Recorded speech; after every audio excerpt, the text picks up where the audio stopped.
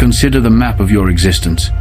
The streets you walk, the rooms you inhabit, the distant lands you see in documentaries, all of it is but a single, illuminated page in a library of infinite, unread volumes. We spend our lives tracing and retracing the lines on this one page, believing its borders to be the edges of reality itself. But what of the other pages, the other libraries, the continents of creation that exist just beyond the veil of perception? Allah says in the Quran, "And of knowledge you have been given only a little." Surah Al-Isra, verse 85. We are like ants crawling across a vast, illuminated manuscript, able to discern the texture of the paper and the scent of the ink, but utterly blind to the epic poetry, the cosmic equations, and the divine symphonies written upon it. Our science measures the what, our philosophy ponders the why, but only revelation can guide us to the where else. So, close your eyes with me now, not to sleep, but to awaken. Unsee the world you know. Let us pull back the curtain of the scene, not with the arrogance of discovery, but with the humility of a guest invited to glimpse the unseen architecture of all that is. We are going to journey to the places charted not by satellites, but by faith, the realms witnessed not with the retina, but with the qalb, the heart. You are watching Dialodine TV. Don't miss our inspiring Islamic stories. Make sure to subscribe, like the video, and share it with others to spread the message.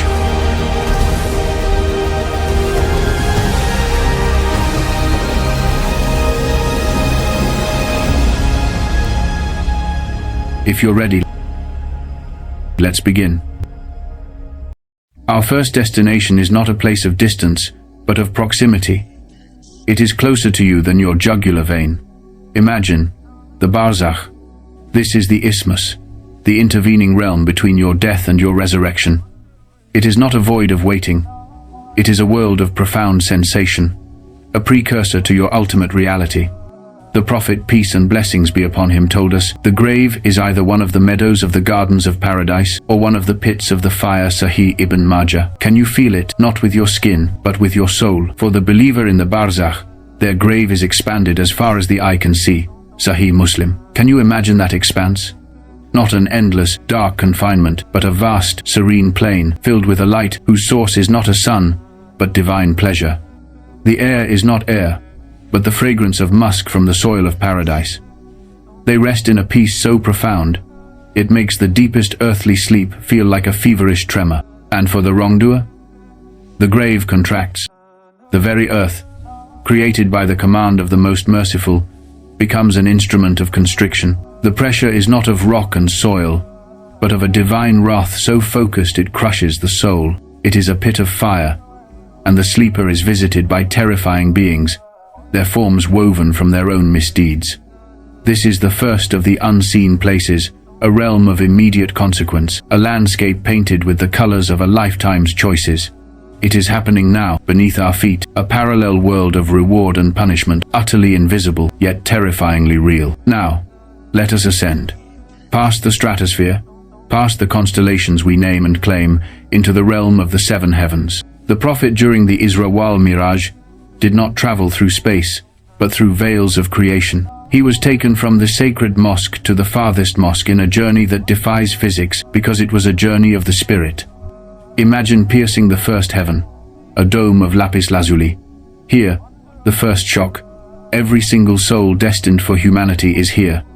Adam, the father of us all, is here. He greets the prophets who pass through, and when his children's souls are presented to him, he recognizes the righteous and smiles, and sees the corrupt and weeps. His tears are not of water, but of a father's timeless grief. Can you hear the murmur of a billion unborn souls? Ascend further, the second heaven, a dome of polished iron. Here, you meet Isa Jesus, son of Maryam, and his cousin, Yahya. They are not as the icons depict them. Their light is that of submission to the one God.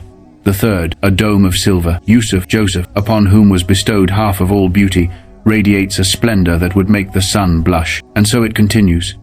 Each heaven, a higher order of majesty, a more intense frequency of divine light. The fourth with Idris, the fifth with Harun, the sixth with Musa, Moses. With each ascent, the very concept of splendor is redefined. And then, the seventh heaven, a dome of ineffable light, beyond any metal or gem we know. Here resides Abraham, the friend of Allah, reclining against the Baitul-Ma'mur. Have you ever heard of it? It is the celestial counterpart to the Kaaba. While millions circle our humble house of stone on earth, 70,000 angels circle this eternal luminous house each day, and they are never the same angels. The sound is not a chant, but a humming of wings and a glorification that is the very music of the cosmos. Can you fathom the scale? A pilgrimage of light, ceaseless and perfect, in a place no human eye has seen since the night journey. But the journey does not end there. Beyond the seventh heaven lies the lotus tree of the utmost boundary, Sidrat al-Muntaha. The music swells, becomes more textured and awe-inspiring. Its description fails human language.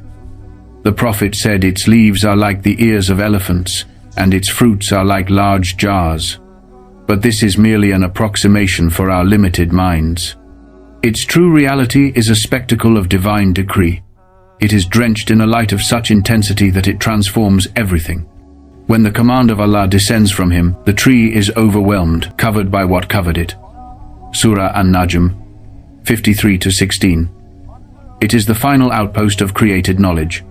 Beyond this lies only the throne of the Most Merciful, and He Himself, the King, the Holy, the source of peace. Which brings us to the greatest, most majestic of all unseen creations, Al-Arsh, the throne. Forget everything you have ever imagined. The throne is not a chair. It is the greatest of all created things. The entire cosmos, the seven heavens, the earths, the galaxies, every atom and every void, all of it is like a single ring tossed into a vast, endless desert. And the desert is the kursi, the footstool, and the footstool itself is encompassed by the throne. Let that image burn in your mind, our entire universe, a lost ring in a desert of divine dominion. The Prophet said, "The seven heavens and the seven earths, in comparison to the kursi, are nothing but like a ring thrown in a desert. And the superiority of the arsh over the kursi is like the superiority of that desert over that ring." Sahih Ibn Hibban. The scale is not mathematical, it is existential. It is designed to shatter our hubris, to annihilate any notion that we comprehend the power of our Creator. And this throne, it is borne, it is carried by angels of a magnitude that would vaporize a human gaze. The Prophet ﷺ described them. "I have been permitted to speak about one of the angels of Allah, one of the carriers of the throne. The distance between his earlobes and his shoulders is the distance of a 700-year journey." Sunan Abi Dawud, 700 years. The angel is so vast that sound takes centuries to travel across its form. And there are others, some in the form of a man, some of an eagle, some of a lion, some of a bull. All of them in a state of perpetual, exhausted, awe-struck prostration, their glorifications echoing across the deserts of creation. Subhanaka, Allahumma wa bihamdik. How perfect you are, O Allah, and praise is to you. Can you hear the strain in their voices? Not of complaint, but of absolute, crushing devotion. They are the pillars of the cosmos, and they tremble under the weight of His Majesty. And above the throne is the Most Merciful, Al-Rahman. He is not in a place, for He is unlike His creation. He is above, beyond, without need of the throne. But He established it as a sign of His power and a mercy to His creation, to give our minds a where, to direct our awe, even as our hearts know that He is beyond all where and how. This is the pinnacle of the unseen, the beating heart of all reality, a place of such terrifying, magnificent scale that it reduces the Big Bang to a whisper and the multiverse to a speck of dust. This is the center. This is the command and control of every leaf that falls, every heart that beats, every star that is born and dies. So, what do we do with this knowledge? We, the ants on the single illuminated page? Do we despair at our smallness, or do we find in it the ultimate comfort? The lesson is not in the grandeur of these places, but in the one who created them from non-existence with a single command. Be. The arsh and the atom both obey the same Lord. The angel whose size spans millennia and the microbe living for a second are both slaves to Al-Aziz, the Almighty, Al-Alim, the All-Knowing. This is the essence of Tawhid.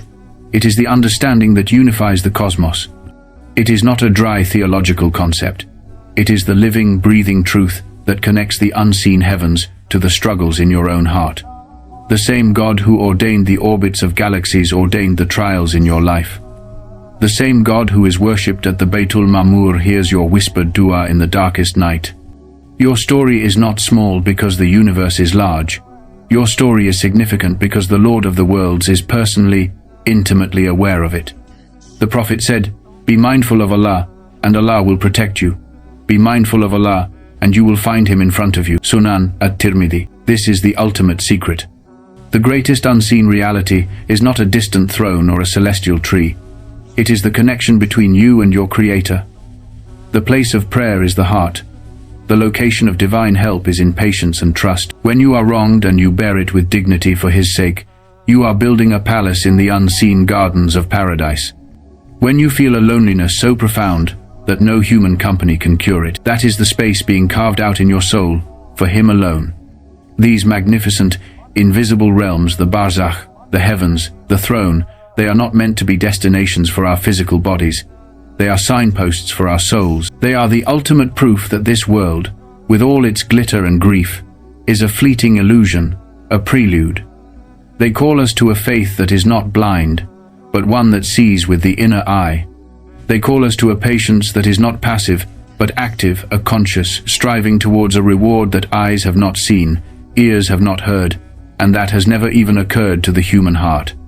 Sahih al-Bukhari. So the next time you feel the weight of the world upon you, remember the carriers of the throne. They bear a weight infinitely greater, and their cry is one of praise.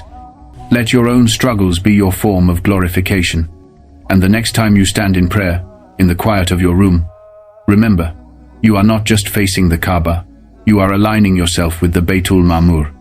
You are joining the cosmic prayer. You are, for a few precious moments, stepping out of the visible world and into the true one. You are acknowledging the Lord of all the places seen and unseen. For the greatest journey you will ever undertake does not require a ship or a rocket. It requires a prostrating body, a humble heart, and the sincere utterance, Subhana Rabbiyal A'la, how perfect is my Lord the Most High. The map is vast, but the guide is near. You have never been where you are about to go, but He has already prepared the way.